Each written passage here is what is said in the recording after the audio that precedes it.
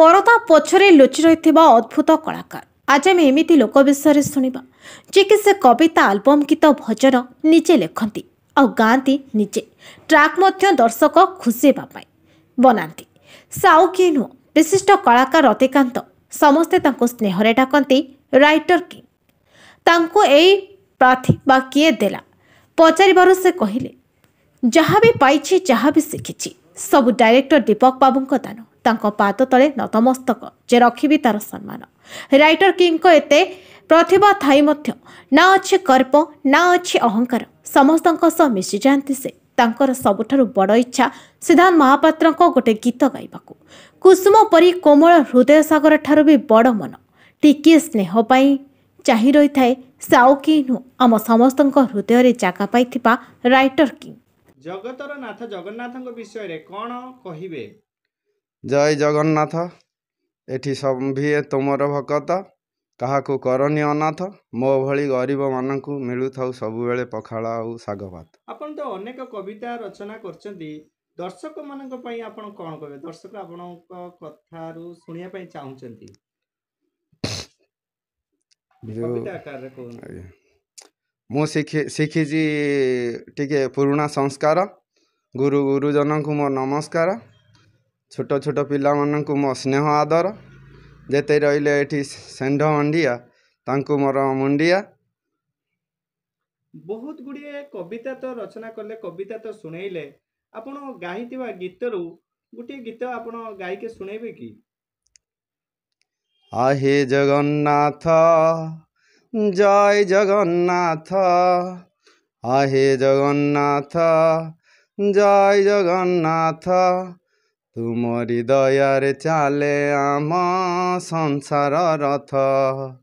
କାହାକୁ ସୁଖ ଦେଲ, କାହାକୁ ଦୁଃଖ ଦେଲ, ସଭିଏ ପରା ଏଠି ତୁମ ଭକତ, ତୁମ ଭକତ। आहे ଜଗନ୍ନାଥ, ଜୟ ଜଗନ୍ନାଥ। ସଭିଙ୍କୁ ଦେଲ କିଛି, ମତେ କଲ ନାଥ।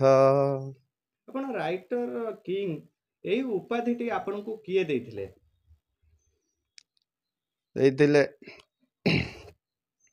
ମୋତେ ବହୁତ କଳା ଜଣା। ଅନ୍ଧାରେ ରହି ହଉଥିଲି ମୁଁ ବାଟବଣା।